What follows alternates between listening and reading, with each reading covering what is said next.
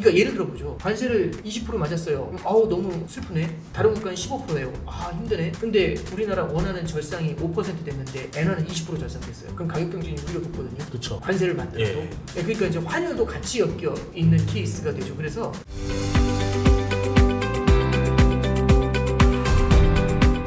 안녕하세요. 이번 시간에는 오건영 신한 프리미어 패스파인더 단장님이십니다. 네. 예, 반갑습니다. 아, 네, 네, 안녕하세요. 저번과 좀 직책이 바뀌었네요.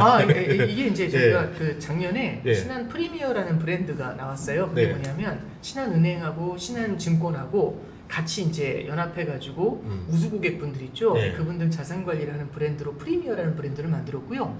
그 프리미어 브랜드 하에 이제 전문가들이죠. 전혀 네. 전문가가 아니고 이제 은행하고 증권하고 진짜 100명에 달하는 전문가들이 있는데 오. 그 전문가 그룹을 갖다가 이제 만들어서 실제 고객분들한테 상담을 해드리고 있어요. 아. 저희만의 차별적인 건데 예. 제가 거기서 이제 단장이라고 나와 있지만 사실 예. 단장이 아니고 총무 뭐 이제 이런 장군. 총무예요, 총무. 그래서 그냥 거기서 예. 이제 그냥 원오브 데모로 이제 하고 예. 있는 거고 워낙 훌륭한 분들이 많아서 저도 이제 역할을 할 때 되게 많이 배우고 그렇게 하고 있습니다.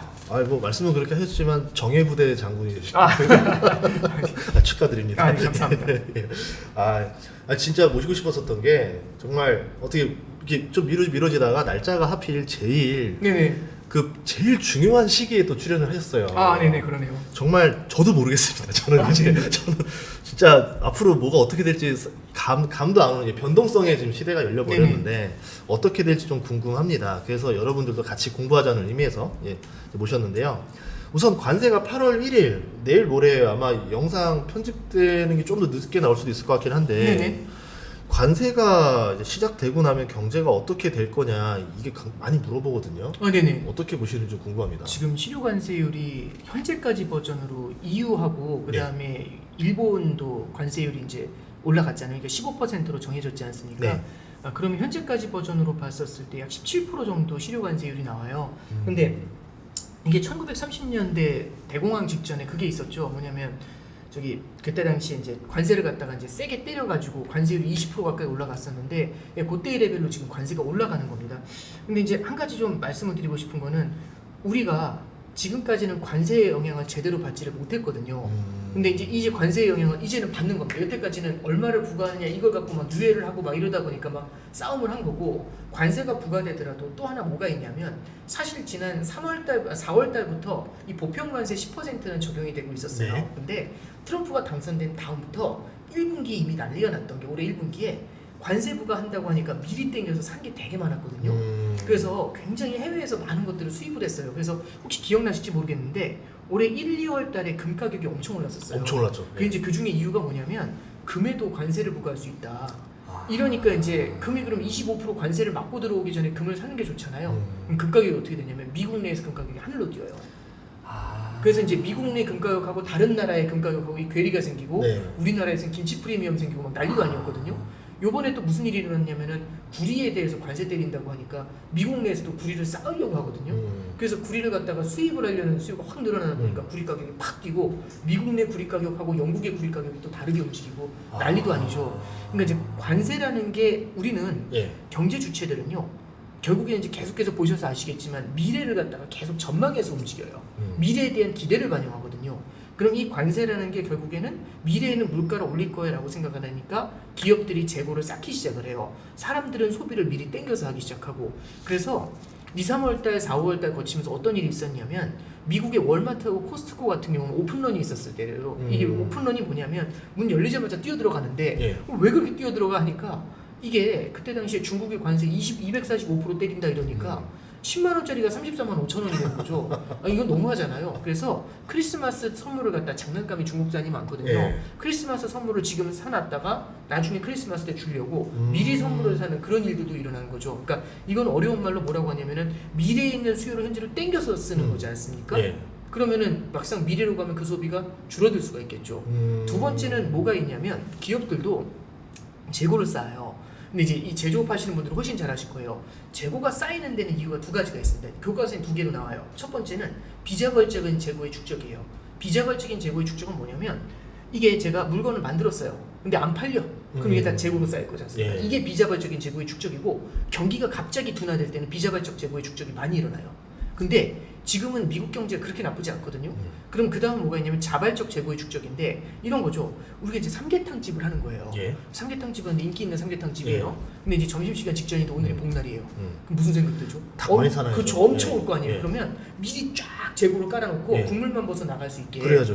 이렇게 준비를 미리 하잖아요. 그러니까 경기가 너무 좋을 것 같으면 기업들이 재고를 미리 쌓아요. 이게 자발적인 재고 축적이거든요. 그래서 비자발적 재고 축적, 자발적 재고 축적을 말씀드렸는데 지금 상황은 둘 다 해당이 안 돼요. 그럼 뭔데? 재고를 엄청 쌓았는데 그럼 뭔데? 이게 나중에 관세를 받잖아요. 관세를 받기 전에 재고를 쌓아놓으면 관세를 받지 않았으니까 제 재고원권 싸거든요. 근데 이제 저기 경쟁사. 대표님 쪽에는 경쟁사예요. 예. 이쪽은 재고가 관세 받고 사오시면 재고값이 비쌀 거 아니에요. 그쵸. 재고 원가가. 예. 그럼 제가 경쟁력이 높죠. 그쵸. 그럼 이쪽을 이길 수가 있어요. 그럼 미리 재고를 최대한 많이 쌓으려고 하죠. 3, 4개월치를.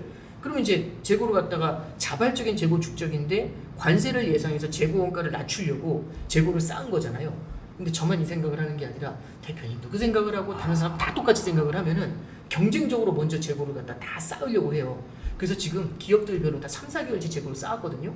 그럼 지난 4월 달에 기본 관세 때렸지 않습니까? 예. 근데 기본 관세에 큰 충격이 없는 게 지금 쌓아놓은 재고를 막 던지고 있어요. 그러면 이제 이 재고를 이제 던지고 있으니까 이만큼 크게 그 충격이 지금은 크지가 않은 거죠. 두 번째는 4, 5, 6월에는 그럼 수입을 많이 안 했냐? 4, 5, 6월에도 꽤 수입을 좀 했더라고요. 이게 뭘 통해 알 수 있냐면 미국의 관세 수입이 확 늘었어요. 그 얘기는 뭐냐면 4, 5, 6월에도 수입을 했다는 얘기거든요. 왜 그러냐면 상호 관세 받기 전에 기본 관세를 땡겨와야지. 그거라도 싸다 그렇죠. 지금은. 네, 그 생각을 했겠죠. 그리고 이제 반도체 관세 같은 경우는 아직 제대로 적용 안 되는 게 많이 있거든요. 그러다 보니까 미리 이제 불확실하니까 땡겨온 거죠. 그럼 지금은 아직까지는 단기적으로는 7, 8월 달 같은 경우는 재고로 대응을 하겠죠. 그러면 재고로 대응을 해서 하기 때문에 관세의 영향이 물가에 그대로 투영되어 나타나진 않지만 시간이 가면 갈수록 이게 재고가 사라지게 되면서 이 결국에는 관세 효과가 점점 더 시장에 나타나겠죠. 그 대표적인 게 물가라고 저는 보고 있는 거고요. 물가가 아마 연준에서도 고민하는 거지만 이게 좀 올라오게 될 것 같아요.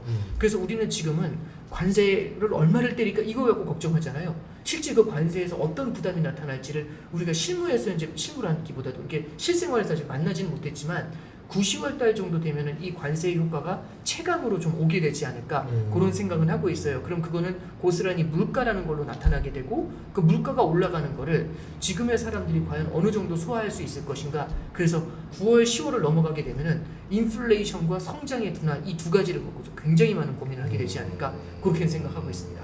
와 이렇게 되면은 이게 어쨌든 지금은 우리가 그러면 볼 게 아니라 좀 앞을 봐야 된다. 연말쯤 되면은 확실히 효과 좀 많이 좀 가시적으로 다 드러나겠네요. 예, 가시적으로 드러나게 되는데 예. 일단 이렇게 보시면 될 것 같아요. 이 관세라는 걸 부과를 하잖아요. 예. 관세를 부과할 때 이걸 관세를 갖다가 누가 납부를 하느냐 이게 이제 이슈인데 연초에 저도 이제 그 얘기했다가 혼이 난 적이 있는데 왜 그러냐면 예. 관세는 소비자가 내는 거잖아요.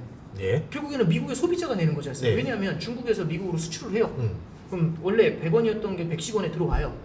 그러면은 그만큼을 미국 소비자가 110원에 사니까 100원만큼은 원래 물건 사는 값이고 10은 관세를 납부하는 거잖아요. 그래서 그 캐롤라인 레빗이라고 저기 트럼프 행정부의 이 대변인 있잖아요. 그 사람이 이제 아침마다 이렇게 브리핑을 하는데 거기 기자 한 명이 질문을 해요. 관세 내보신 적 있냐고. 그 질문이 뭐냐면 자기는 내봤다고. 관세는 미국 소비자가 내는 거지 다른 데가 부과하는 게 아니라고. 다른 데가 내는 게 아니다. 그러니까 이제 그 캐롤라인 레빗이 되게 불쾌한 표정을 지으면서 저한테 지금 경제 상식을 물어보시나요? 이렇게 물어봐요. 이제 그 무슨 얘기냐면 이게 네. 독특한 일이 일어나는데 이게 왜 복잡하냐면 보통 중국 기업이 제가 중국 기업이에요. 100을 갖다가 수출을 하는데 미국이 관세를 10%를 떼겼어요. 예. 그럼 110이 되죠. 네. 그럼 110이 되면은 이 미국에 딱 들어갔잖아요. 110짜리 중국 제품이. 그럼 가격이 올랐기 때문에 이게 안 팔려요. 그러면 중국 입장에서는 되게 부담스럽죠. 이거 관세 받고 들어가면 안 팔리네. 그럼 어떻게 하냐면 제가 알아서 90에 납품을 해요. 그럼 10이 붙더라도 100이잖아요. 그렇죠. 그럼 가격이 안 바뀌어요. 예. 그러면 미국 소비자는 관세를 10을 납부하는 건 맞는데 중국 제품을 90에 샀잖아요. 그럼 사실 미국 소비자 입장에서는 관세를 납부한 건 맞지만 싸게 사서 충격 제로예요. 그렇죠. 바뀐 게 없는 그렇죠. 거죠. 실질적으로 그럼 이 10의 관세는 누가 부담한 거냐? 그러면은 중국 수출 업체가 이걸 갖다가 10을 소화해 버린 거죠. 그러면 미국 소비자가 이걸 부담할 거니 아니면은 수출하는 사람이 이걸 부담할 거니 이 얘기가 또 나와요. 파워 게임이네요. 그럼. 그렇죠. 그럼 둘 중에 누가 부담하는 거니? 네. 이 게임이 이제 아마 4분기에는 또 나타나게 되는데 만약에 이제 이걸 미국의 소비자가 부담하는 게 아니라 중국의 수출업체가 이걸 그대로 소화를 네, 해버리면 네, 네. 다른 나라 기업들 같은 경우는 힘들어지겠죠. 아. 예. 근데 이제 미국 같은 경우는 그 타격이 크진 않으니까 저도 이제 굉장히 좀 주의 깊게 보고 있는 게 뭐냐면 과연 이 인플레이션이라는 게 어떻게 나타나게 될 것인가. 미국에서 나타나게 만약 된다면 그 얘기인즉슨 관세를 미국에 흡수하고 있는 거구나. 그러면 트럼프의 관세 정책이 오히려 서민 경제에는 굉장히 악영향을 주는 그런 케이스로 이제 투영이 돼서 나타날 수가 있는 거고요. 그래서 관세의 주체가 누가 되느냐, 이것도 또 하나의 좀 이슈가 되지 않을까 생각하고 있습니다. 그러면 예를 들어 미국 경제가 좋으냐 나쁘냐에 따라서 미국 경제가 뭐 하반기에도 좋은 상태면 지금을 유지한다 그러면 소비력이 살아 있으니까 네, 공급업체가 갑일 수도 있잖아요. 네 그렇죠. 반대로 미국 경제가 좀 침체로 떨어진다 이렇게 되면은 공급업체가 을로 바뀌니까 이거에 따라서 관세를 주체하는 부담이 바뀔 수도 있는 거예요. 근데 물론 그럴 수 있는데 이제 이게 가불의 관계도 있지만 경쟁의 관계도 있거든요. 예를 들어서 중국이 이걸 다 소화하고 들어오는데 우리는 소화하지 않고 그대로 뿜으면 우리 가격 경쟁력이 떨어지잖아요. 예. 그러면 이제 어떤 생각은 나도 그러면 소화할까? 그냥 내가 받아들일까? 이런 생각들을 좀 하게 되겠죠. 그래서 이번에 트럼프 행정부에서도 관세를 갖고 1기 트럼프 행정부 때에는 중국이랑만 싸웠잖아요. 예. 이번에 전방위에다가 대놓고 지금 싸우고 있지 않습니까? 전선을 있는 대로 넓혀가지고 물론 그렇게 하다가 4월달에 그렇게 고생했지만 지금은 각계격파로 딱 이렇게 한번 퍼뜨린 다음에 하나하나 관세율을 적용하고 있죠.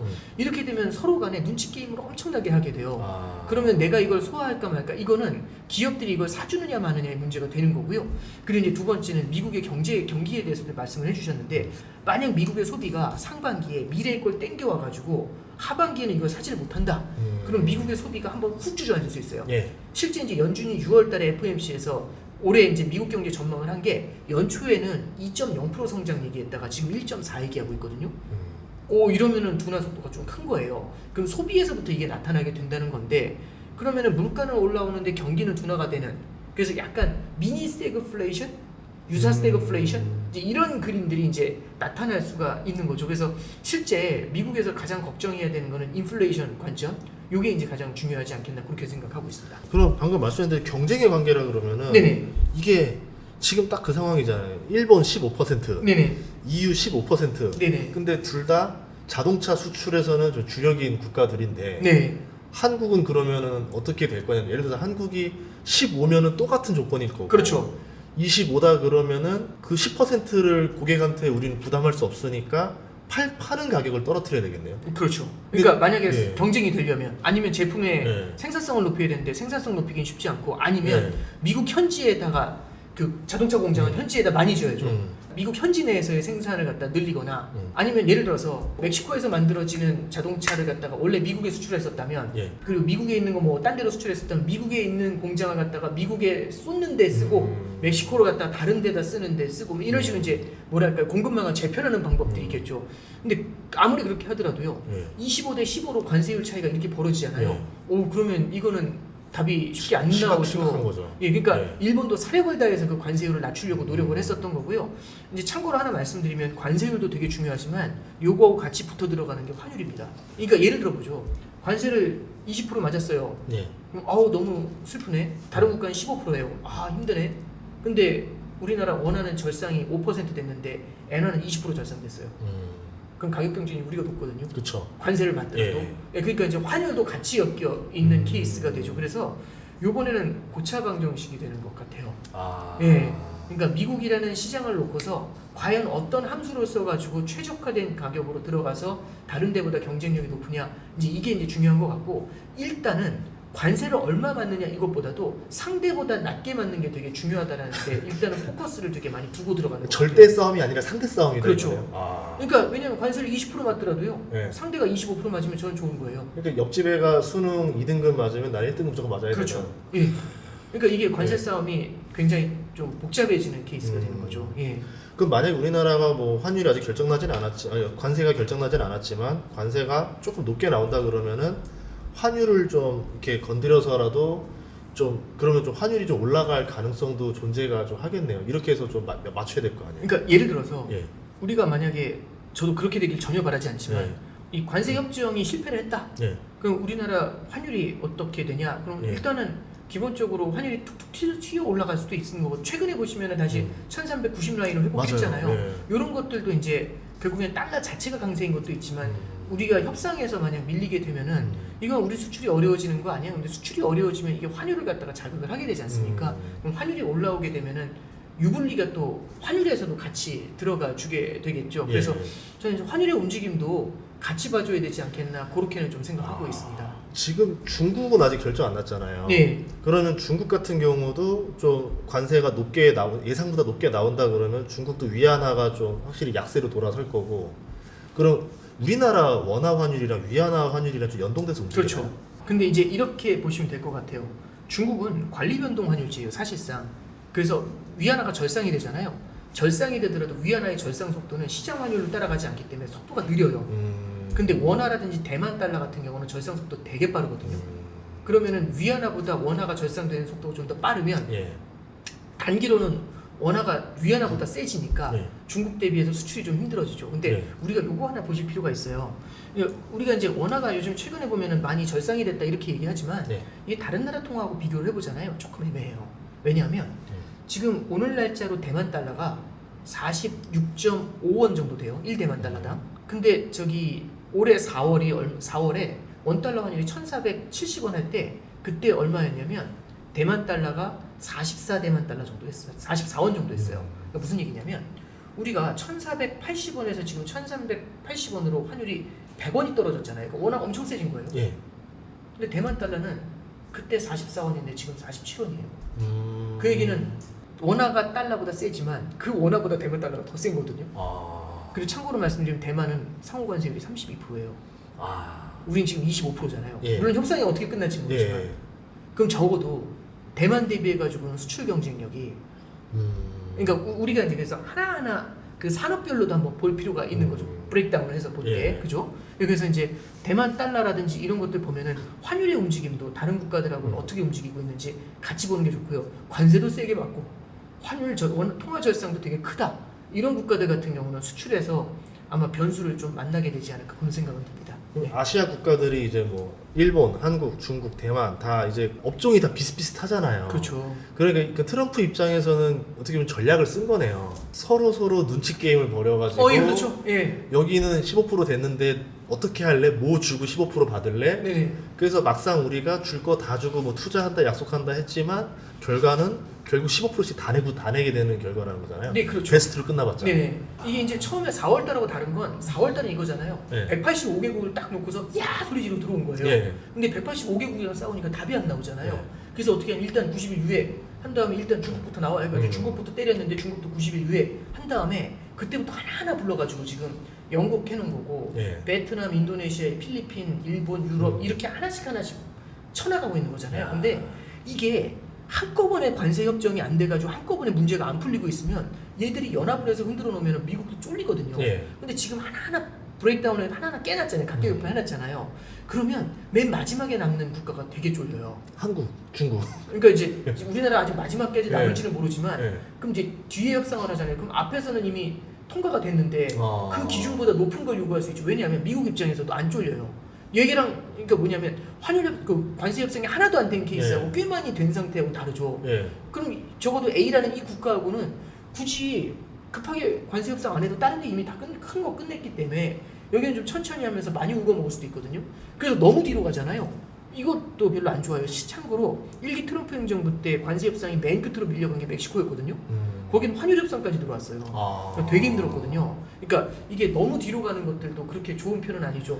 그러니까 결국에는 트럼프 행정부 입장에서도 하나하나 각계급파하면서 예. 그러니까 약간 죄수의 딜레마? 그쵸, 그런 그쵸. 그림을 예, 계속 예. 만들어내면서 서로가 서로를 견제하게 만드는. 야. 그러면 어떻게 되냐면 각국끼리 연합하는 것도 쉽지가 않죠. 예. 이렇게 되면 결국 최후의 승자는 트럼프 미국이잖아요. 근데 이제 예. 저는 그런 생각은 좀 들어요. 뭐냐면 이제 최후의 승자는 미국이다. 뭐 맞을 수도 있는데 결국에는 이렇게 관세를 부과하게 됐을 때 과연 미국 경제는 좋은 거냐? 이제 궁극적으로 그렇죠. 다른 나라의 성장을 가지고 오는 거나 다름없는 건데 그럼 과연 미국 경제에는 좋은 거냐? 그리고 전 세계 투자를 미국으로 몰아넣는 건데 이게 미국 경제한테 좋은 거냐? 여기에 대해서는 저도 좀 퀘스천 마크가 있어요. 결국엔 트럼프를 바라보는 시각도 예. 초기부터 트럼프를 바라볼 때 결국 이 무역 질서가 무너지는 게 미국 경제에 좋은 거냐라는 질문 되게 많이 한 거거든요. 그러면 결국에는 인플레이션이라는 게 미국 경제는 가장 큰 아킬레스건이 될 수가 있는 거거든요. 관세라는 것에 대한 부담 때문에. 그럼 결국에는 인플레이션 때문에 금리를 내리지 못하는 문제가 생길 수가 있어요. 그렇죠. 지금 미국의 그 10년짜리 국채 금리가 그 2022년도 하반기에 4%대 중반으로 올라온 다음에 아직까지 4% 중반이 계속 왔다 갔다 하는데 박스에서 움직였거든요. 예. 그럼 고금리가 생각보다 오랜 기간 유지가 되는 거고요. 미국의 주택 시장도 보면은 미국 모기지 금리가요. 장기 모기지 금리가 6에서 7 사이에서 지금 벌써 한 3년째 횡보하고 있어요. 그러면 모르긴 몰라도 장기적인 관점에서 물가가 오르고 고금리가 계속해서 누르고 있잖아요. 이런 것들이 미국의 성장을 갖다가 둔화시키게 된다? 그러면은 이게 미국 경제에 과연 궁극적으로 어떤 영향을 주게 될 것인가? 그래서 저는 인플레이션이라는 게 미국 경제는 하반기엔 하나의 아킬레스건처럼 작용할 수도 있지 않겠는가? 그래서 이제 트럼프도 이걸 알죠. 그래서 인플레이션을 잡는 방법 중에 이제 국제 유가를 낮추는 방법이 있고, 그러니까 에너지 프라이스를 낮춰가지고 이제 움직일 수 있는 방법이 있는 거고, 그 다음에 상대 국가가 관세를 많이 부과하도록 그렇게 좀 하도록 갈 수는 있는 건데, 이게 지금은 미국이 인플레이션을 조절할 수 있는 방법 중에 하나가 재고를 많이 쌓는 거 아까 말씀드린 게 있고요. 달러가 세잖아요. 달러가 세면은 수입 물가가 낮아져요.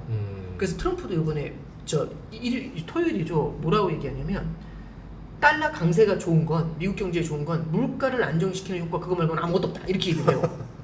근데 그 다음에 트럼프가 뭐라고 하냐면 근데 지금 미국은 인플레이션이 없다. 인플레이션이 안정이 돼 있다. 그러니까 달러는 약세로 가는 게 좋다. 이렇게 얘기를 하거든요. 대놓고. 그러니까 대단한 사람이에요. 근데 이제 인플레이션에 대한 인식을 보여주는 거잖아요. 근데 보세요. 관세를 부과한 상태에서 달러가 약세로 가요. 그럼 달러 강세로 인플레이션을 견제하는 이게 무너지는 거고. 그렇죠. 파월 흔들어가지고 연준이 기준금리 인하하게 하게 되면은 지금 인플레이션을 갖다가 누르고 있는 두 개의 칼, 인플레이션을 칼 두 개를 찍어놓은 건데 강달러하고 고금리를 찍고 있는 거거든요. 이 탁 풀리는 거예요. 그럼 인플레이션이 관세가 딱 들어오면서 강해질 수가 있잖아요. 축구로 치면 수비수 둘을 그냥 공격으로 올린다는 얘기 아니에요? 예, 그렇죠. 예, 다 퇴장당한다고 볼 수도 있는 거고. 그러면 이 인플레이션이 되게 강하게 움직일 수 있겠죠. 그래서 저는 인플레이션이 결국에는 하반기에는 조금 이슈가 아니겠느냐. 예, 그렇게 좀 생각을 하고 있습니다. 그럼 이게 관세가 되면 미국 다른 나라들은 어떻게 되는 거예요? 다른 나라들은 좀 경기가 좀 더 침체되는 거예요? 이제 일반적으로는 그렇게 봐야 되는데 유럽을 보셔도 그렇고 우리나라를 보셔도 그렇고 이게 참 침체의 역설이라는 것 같아요. 그러니까 우리나라가 지난 2, 3년간 내수로는 성장한 게 없어요. 소비가 너무 약했거든요. 수출로 성장했단 말이죠. 근데 지금 수출이 관세를 맞아요. 그럼 수출 성장이 둔화될 거지 않습니까?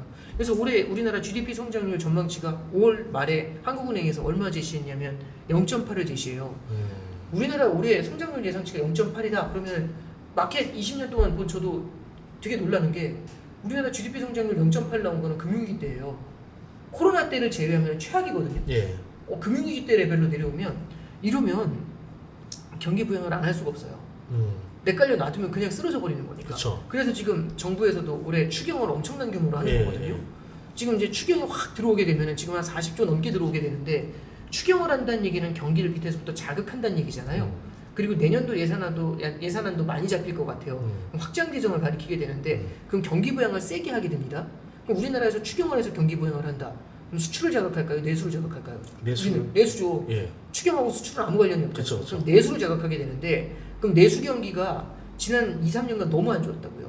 그럼 이 내수 경기가 좀 올라오는 일이 벌어지게 되겠죠. 그러면은 우리나라가 트럼프 때문에 경기가 안 좋아야 되는데 경기 부양을 안 열던 국간을 여는 문제가 생기는 문제라기보다는 그런 일이 벌어지는 거고 참고로 독일 같은 경우도 올해 초부터 그 구두쇠들이 돈을 풀기 시작했거든요. 재정을 푸는 그런 일이 벌어졌거든요.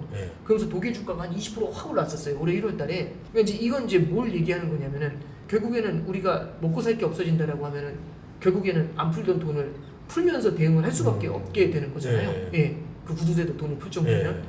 그래서 역설적으로 이게 신흥국가들 같은 경우는 역설적으로 경기 부양에 대한 기대를 조금 만들게 되지 않나라는 생각은 좀 하고 있어요. 그래서 일반적으로 안 좋아질 거야 라고 말씀을 드릴 수 있지만 안 좋아질 것 같아서 결국에는 안 풀던 재정을 푸는 이슈가 생길 수 있다는 게 1번. 그게 신흥국의 내수를 자극하겠죠.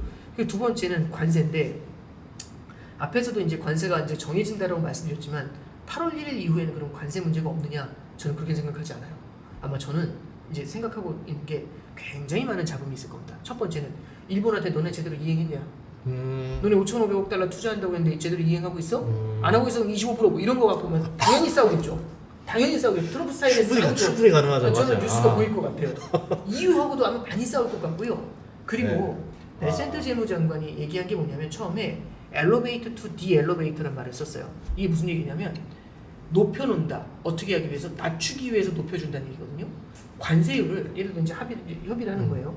협상을 하는데 내 대표님한테 제가 관세율을 5% 관세 부과 그럼 협상장에 안 나와요. 아, 그쵸, 추가해 이렇게 예. 되거든요. 근데 30% 이러면 나오신다. 나와야죠. 큰일 났잖아요. 나온 다음에 제가 얘기하는 거죠. 그럼 25% 해드릴게. 라고 하면 음. 이제 그때부터 잘 이행을 한단 말이죠. 그러면 그때부터 조금씩 낮춰주는 거예요. 이게 엘리베이터 투 디엘리베이터거든요.